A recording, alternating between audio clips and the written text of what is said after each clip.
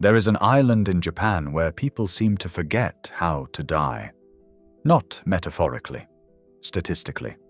On this small island, nearly 1 in every 10 residents lives beyond the age of 100.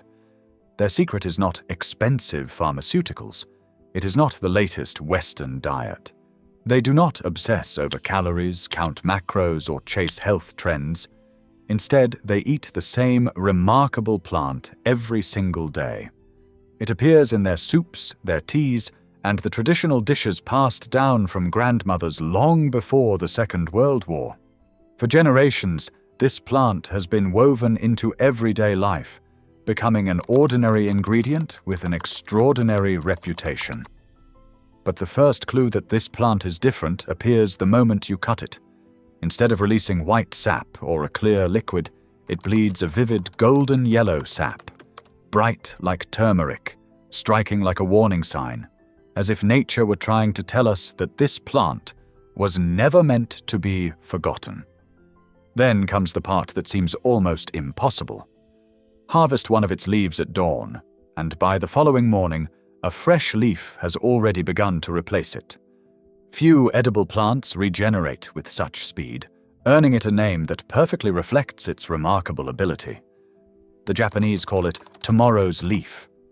Scientists know it by another remarkable characteristic.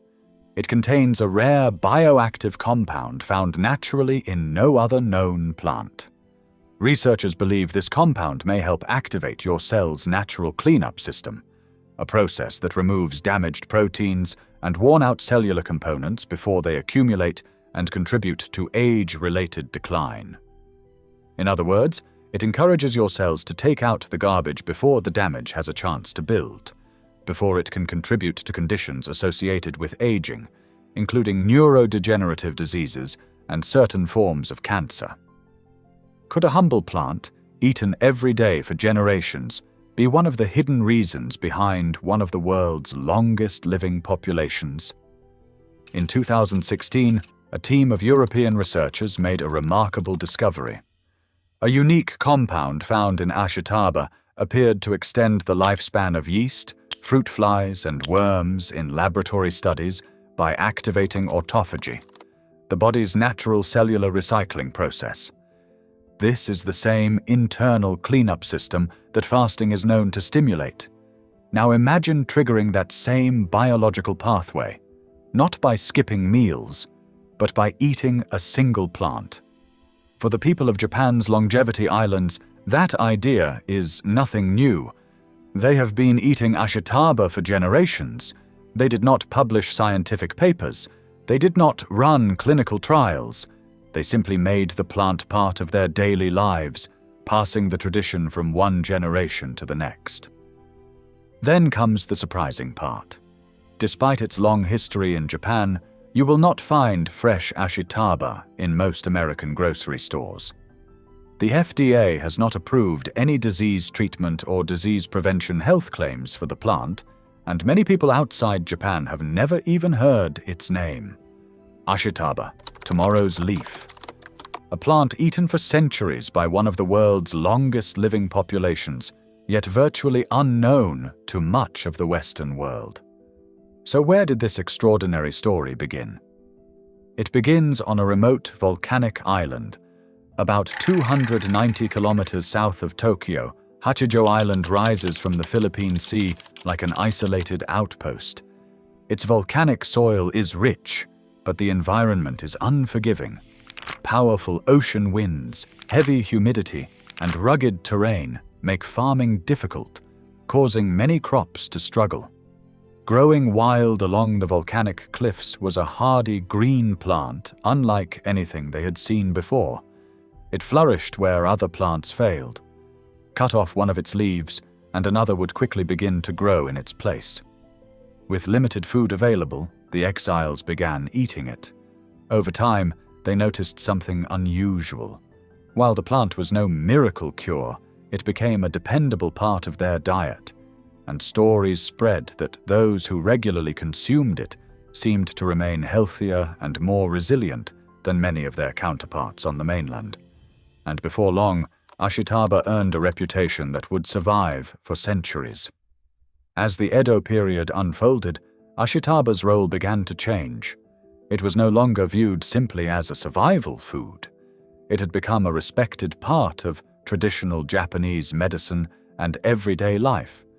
Stories from the time describe samurai eating ashitaba before battle to help sustain their stamina. According to historical accounts, one 18th century shogun valued ashitaba so highly that he encouraged its cultivation beyond its native islands and tightly controlled its distribution. Whether motivated by concerns over food security, medicine, or regional advantage, the message was clear. Ashitaba was considered valuable. It was protected. It was a resource worth preserving. Then history took an unexpected turn. After the Second World War, Japan underwent sweeping political and agricultural reforms during the Allied occupation. Modern farming practices and Western food systems became increasingly influential, while many traditional foods gradually disappeared from everyday diets. Within a single generation, ashitaba had largely faded from much of mainland Japan, but not everywhere.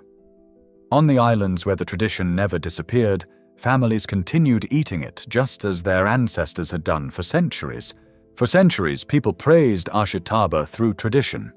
In 2016, scientists set out to discover whether modern biology could explain why.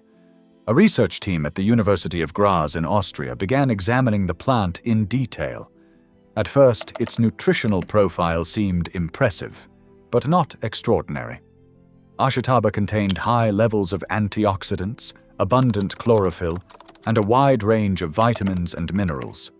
Some reports even suggested the presence of vitamin B12, although that remains a topic of scientific debate. But nutrients alone could not explain the plant's remarkable reputation. The researchers believed something else was hiding inside ashitaba. They found it in the plant's distinctive golden yellow sap. There, they isolated a rare natural compound known as 4,4-prime-dimethoxychalcone, or simply DMC. Unlike common plant antioxidants, DMC attracted attention because it appeared to influence one of the body's most fundamental maintenance systems. Laboratory studies in Japan have reported that certain compounds found in ashitaba can slow the growth of some cancer cells under experimental conditions.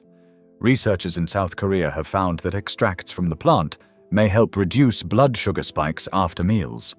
Other studies, including research published in 2019, have suggested that regular ashitaba consumption may be associated with lower levels of inflammatory markers, biological signals often linked with conditions such as cardiovascular disease, type 2 diabetes, and neurodegenerative disorders. In the United States, introducing a new food ingredient or making health claims about it requires extensive scientific documentation and regulatory review. Demonstrating safety, conducting clinical research, preparing legal documentation, and navigating the approval process can cost millions of dollars. For a patented drug, that investment can eventually be recovered through exclusive marketing rights. But ashitaba is different. It is a naturally occurring plant. No company can own it.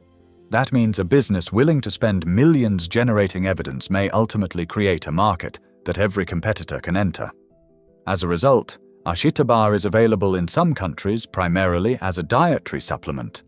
Depending on local regulations, it may also be sold as dried leaves, tea, or powder. However, supplement manufacturers generally cannot claim that it treats, prevents, or cures disease without strong clinical evidence and regulatory approval. Meanwhile, the pharmaceutical, dietary supplement, and processed food industries represent markets worth hundreds of billions, and in some cases trillions of dollars each year. The scientific literature exists, the traditional history exists, the early laboratory evidence exists. Perhaps the most fascinating question is not whether ashitaba is a miracle plant. It is why a plant with centuries of traditional use and a growing body of scientific research is still virtually unknown to so much of the world. For more than 300 years, families on remote Japanese islands continued harvesting the same Remarkable plant. Not because a laboratory told them to, and not because a pharmaceutical company promoted it. Perhaps the greatest mystery isn't that this plant exists. It's that so few people have ever heard its story. Tomorrow's leaf.